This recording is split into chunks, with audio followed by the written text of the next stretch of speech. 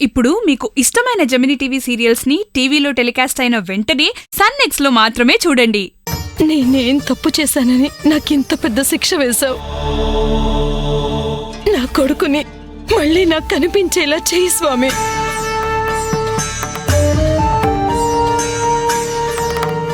దీపా, ఎక్కడికే? అర్జెంటుగా వెళ్ళాలమ్మా. టిఫిన్ కూడా చేయకుండా ఎక్కడికి వెళ్తున్నావు? రా, టిఫిన్ వడ్డిస్తాను, తినేసి వెళ్దు గాని. ఒక ఇంపార్టెంట్ పనుందమ్మా. ఇలా వెళ్ళి అలా వచ్చేస్తాను. టిఫిన్ చేసే టైం లేదు. నేను కూడా నిన్ను ఈ మధ్య గమనిస్తూనే ఉన్నాను.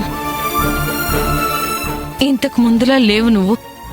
హడావిడిగా వెళ్తున్నావు, హడావిడిగా వచ్చేస్తున్నావు. రాత్రంతా ఒంటరిగా కూర్చొని ఆలోచిస్తూ ఉంటావు. అసలేం జరుగుతుంది? అమ్మా, అదంతా నీకు చెప్పినా అర్థం కాదు.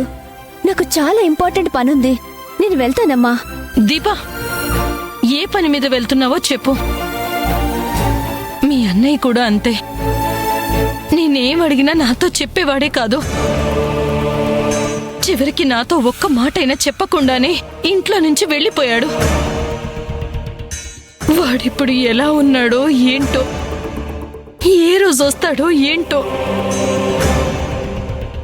అసలు వాడు వస్తాడు అని ఎదురు చూసి చూసి నా గుండె బరువెక్కిపోతుంది. నా కష్టం ఎవరికి రాకూడదు.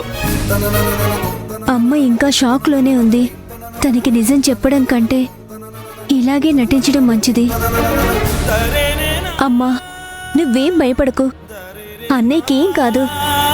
తొందరలోనే తిరిగొస్తాడు. నేను మళ్ళీ జాబ్లోకి వెళ్ళాలనుకుంటున్నాను. దాని గురించి మాట్లాడడానికే వెళ్తున్నాను. వెంటనే వచ్చేస్తానమ్మా. నువ్వు జాగ్రత్త, సరేనా?